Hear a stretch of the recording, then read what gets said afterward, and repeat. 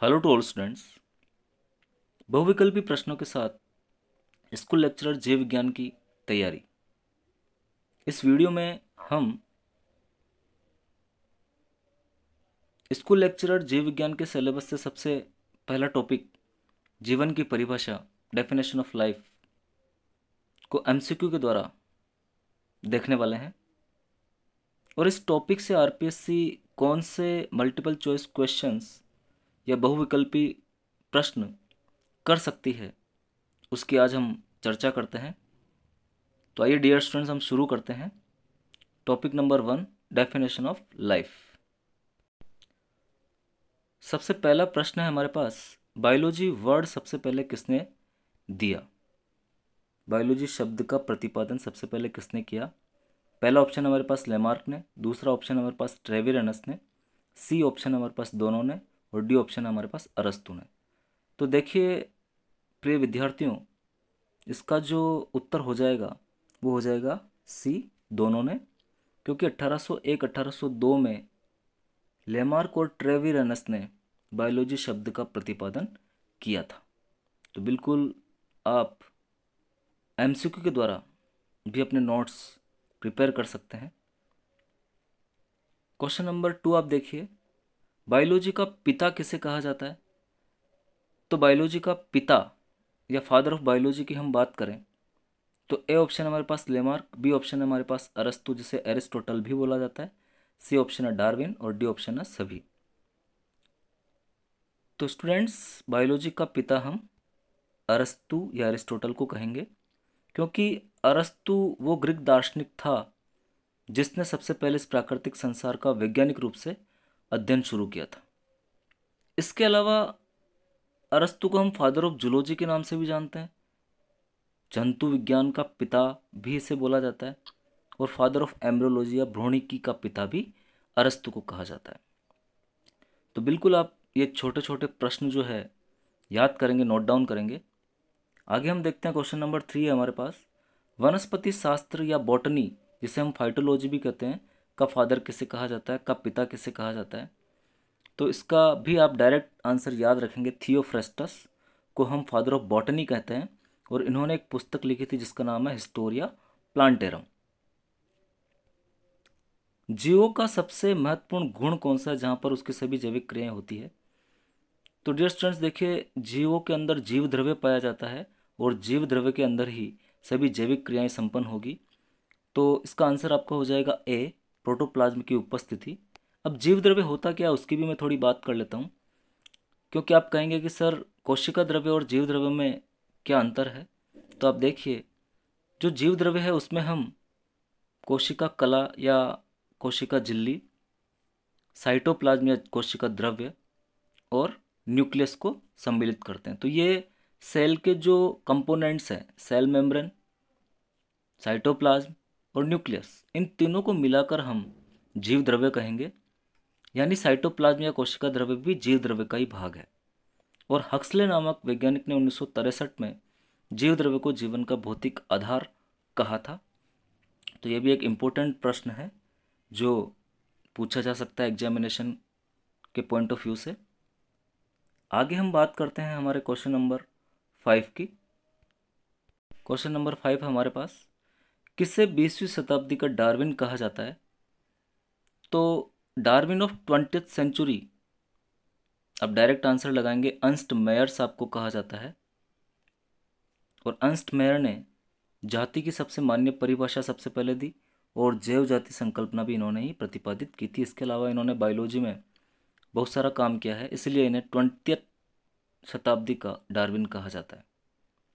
वृद्धि के द्वियुग्मी लक्षण हैं या ट्विन कैरेक्टरिस्टिक्स ऑफ ग्रोथ की हम बात करें तो देखिए स्टूडेंट्स, वृद्धि के द्वियुग्मी लक्षणों में हम एक तो द्रव्यमान में बढ़ना को इंक्लूड करते हैं और एक संख्या में बढ़ना को इंक्लूड करते हैं। तो आपका आंसर हो जाएगा दोनों। लंबाई और आयतन में बढ़ना वृद्धि के द्वियुग्मी लक्षण नहीं है। बिल्कुल आपको पॉइंट बनाकर याद करना है। निम्न में से कौन वृद्धि नहीं दिखाता है? तो आप लोगों को पता ही है, जो सजीव है वो वृद्धि दिखाएगा और जो निर्जीव है वो वृद्धि नहीं दिखाएगा। तो यहाँ पर स्पेशली हम बात करें, निर्जीव भी वृद्धि दिखा सकते हैं, वो बाह्य कारकों की वजह से होता है। लेकिन यहाँ पर हम देखें तो हमारा उत्तर हो जाएगा मृत शरीर, अमीबा वृद्धि दिखाएगा, यीस्ट दिखाएगा, प्लेनेरिया दिखाएगा, लेकिन जो आपका मृत शरीर है वो वृद्धि नहीं दिखाता है। क्वेश्चन नंबर 8, निम्न में से कौन सा गुण सजीवों को परिभाषित करने वाला नहीं माना जा सकता? परिभाषित करने वाला से हमारा तात्पर्य है डिफाइनिंग प्रॉपर्टी।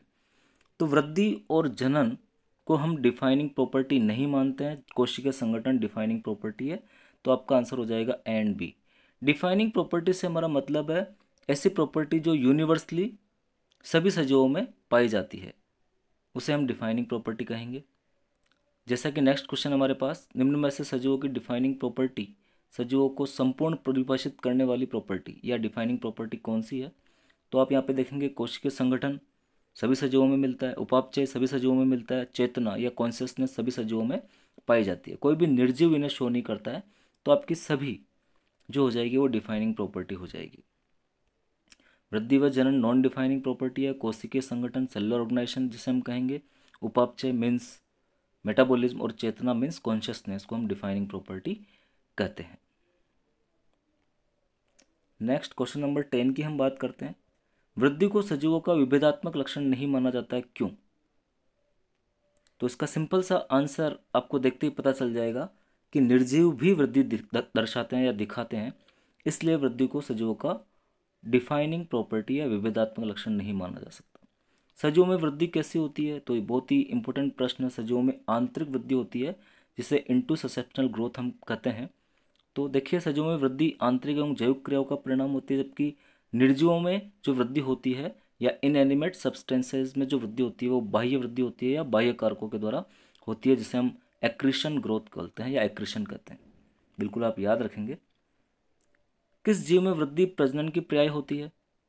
तो आप देखिए, जितने भी एक कोशिकीय जीव होते हैं उनमें वृद्धि और प्रजनन सिनोनिम्स होते हैं या पर्याय होते हैं। तो यहाँ पर आपका आंसर हो जाएगा सभी, क्योंकि सभी ऑप्शंस में एक कोशिकीय जीवों को दिखाया गया है। क्वेश्चन नंबर 13 है हमारे पास, निम्न में से सही कथन का चयन करें। सजीवों में वृद्धि आंतरिक होती है, पादप एक निश्चित आयु तक वृद्धि करते हैं, केवल सजीव वृद्धि दर्शाते हैं, सभी सही है। तो आपका आंसर हो जाएगा डियर स्टूडेंट्स ए, सजीवों में वृद्धि आंतरिक होती है। पादप एक निश्चित आयु तक वृद्धि नहीं करते हैं, पादप तो थ्रू आउट लाइफ स्पान तक वृद्धि करते हैं। जंतु जरूर एक सर्टेन लाइफ स्पान तक वृद्धि करेंगे। सजीव के साथ साथ निर्जीव भी वृद्धि दिखाते हैं। निर्जीवों में वृद्धि बाह्य कारकों के द्वारा होती है, जबकि सजीवों में वृद्धि आंतरिक कारकों के द्वारा या आंतरिक वृद्धि होती है, जैविक क्रियाओं के द्वारा या उपापचय क्रियाओं के द्वारा वृद्धि होती है। क्वेश्चन नंबर 14 की आगे हम बात करते हैं। हमारे पास क्वेश्चन नंबर 14 है, किन में वृद्धि व प्रजनन परस्पर अनन्य क्रियाएं हैं? अनन्य क्रियाओं से हमारा मतलब है एक्सक्लूसिव इवेंट्स। तो दोनों ही अलग अलग इवेंट्स किस में हो जाएगी? देखिए आप, उच्च पादपों और जंतुओं में हो जाएगी। यहाँ पे आपका आंसर हो जाएगा उच्च पादपों एवं जंतुओं में। आंसर नंबर सी, ऑप्शन आप यहाँ पे सी कर लेना dear students, option number C है ये, और आपका आंसर हो जाएगा सी, उच्च पादपों व जंतुओं में। एक कोशिकीय जीवों में वृद्धि व प्रजनन परस्पर म्यूचुअली इंक्लूसिव इवेंट्स है। एक कोशिकीय जीवों में ये इंक्लूसिव इवेंट्स में हो जाएगी, और हायर प्लांट्स और एनिमल्स में ये म्यूचुअली एक्सक्लूसिव इवेंट्स कही जाएगी, यानी परस्पर अनन्य क्रियाएं कही जाएगी। तो आपको देखने से पता चल जाएगा कि एक कोशिकीय जीवों में वृद्धि और प्रजनन एक दूसरे की पर्यायी होती है। एक कोशिकीय जीव वृद्धि के द्वारा ही प्रजनन करते हैं, और प्रजनन भी वृद्धि का ही एक भाग है। लेकिन हायर प्लांट्स और एनिमल्स में ये दोनों अलग अलग क्रियाएं होती है, इसलिए हम mutually exclusive events higher plants और एनिमल्स में कहेंगे। निम्न में से कौन विखंडन द्वारा जनन करता है? कवक में भी विखंडन पाया जाता है, तंतुवत शैवाल में भी पाया जाता है, और प्लेनेरिया में भी पाया जाता है। तो आपका आंसर हो जाएगा सभी। प्रजनन को सजीवों का विभेदात्मक या डिफाइनिंग प्रॉपर्टी नहीं मानते हैं, क्यों? क्योंकि ऐसे कुछ जीव हैं जो प्रजनन नहीं दर्शाते हैं, उसकी वजह से हम प्रजनन को डिफाइनिंग प्रॉपर्टी नहीं मानेंगे। तो बहुत से जीव प्रजनन नहीं कर सकते हैं। इनमें हम बात करें तो आपका खच्चर हो जाएगा, वर्कर हनी भी हो जाएगी, श्रमिक मधुमक्खी हो जाएगी, और कुछ इनफर्टाइल ह्यूमन कपल्स भी होते हैं जो रिप्रोड्यूस नहीं कर पाते हैं। तो इसलिए प्रजनन को भी हम सजीवों की डिफाइनिंग प्रॉपर्टी नहीं मानेंगे। सजीवों के शरीर में होने वाली समस्त जैव रासायनिक क्रियाओं को हम क्या कहते हैं? तो उसे हम उपापचय बोलेंगे, मेटाबॉलिज्म कहेंगे।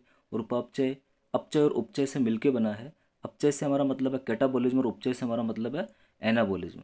अपचय में वो सारी क्रियाएं होती है जिसमें बड़े अणु टूटकर छोटे अणुओं का निर्माण करते हैं, और उपचय में वे सभी क्रियाएं होगी जिनमें छोटे अणु जुड़कर बड़े अणु बनाएंगे। यानी संश्लेषणात्मक जो क्रियाएं हैं वो उपचय में आती है और विध्वंसात्मक जो क्रियाएं हैं वो अपचय में आएगी, और दोनों को मिलाकर हम उपापचय कहेंगे, जो कि एक सजीव के शरीर में होने वाली समस्त जैविक क्रियाओं को निरूपित करेगा। क्वेश्चन नंबर 18 की आगे हम बात करते हैं। सजीव दर्शाते हैं। ऑप्शन नंबर ए है हमारे पास स्व प्रतिकृति, बी है विकास, सी है स्वयं नियमन एवं बाह्य उद्दीपनों के प्रति अनुक्रिया, और सभी गुण। तो आंसर आपको हो जाएगा सजीवों में ये सभी गुण पाए जाते हैं। स्व प्रतिकृति डीएनए दर्शाता है, सजीवों में लगातार इवोल्यूशन या विकास चलता है, उसके अंदर होम्योस्टेसिस सेल्फ रेगुलेशन की क्रियाएं होती है, और वो बाह्य उद्दीपनों के प्रति अनुक्रिया भी दर्शाता है। निम्न में से किस में स्वचेतना का गुण मिलता है? तो बहुत ही इंपॉर्टेंट प्रश्न है। स्वचेतना या सेल्फ कॉन्शियसनेस मानव का गुण है, क्योंकि मानव के अंदर हाईली डेवलप्ड नर्वस सिस्टम मिलता है और कम्युनिकेशन पावर पाई जाती है, इसीलिए मानव में स्वचेतना का गुण भी मिलता है। वो अपने आप में एक अवेयरनेस का गुण है कि मानव जो होता है वो अपने आप में अवेयर होता है। सजीवों को बिना अपवाद के कौन से गुण द्वारा निर्जीवों से पहचाना जा सकता है? तो इसका डायरेक्ट आंसर आप लगाएंगे बी, वातावरण से अनुक्रिया व लगातार विकास। हम इस गुण के आधार पर सजीवों को निर्जीवों से विभेदित कर सकते हैं बिना अपवाद के। क्वेश्चन नंबर 21 हमारे पास, चंद्रमा पर जीवन नहीं है क्योंकि वहाँ कमी है, वहाँ पर H2O की कमी है, और जल ही जीवन है, तो पानी के अंदर ही जीवन होगा, तो चंद्रमा पर जीवन पानी की कमी की वजह से नहीं है। पृथ्वी पर पहला जीवन कैसा था? तो पृथ्वी पर पहला जीवन रसायन विषम पोषी था। बहुत ही इंपॉर्टेंट प्रश्न है, AIPMT या नीट में भी इसे कई बार पूछा गया है, तो आप ध्यान रखेंगे कि पृथ्वी पर पहला जीवन रसायन विषम पोषी या कीमो हेट्रोट्रॉप्स वाला था। क्वेश्चन नंबर 23 और लास्ट प्रश्न की हम बात कर लेते हैं। सभी सजीव तंत्रों का महत्वपूर्ण लक्षण है।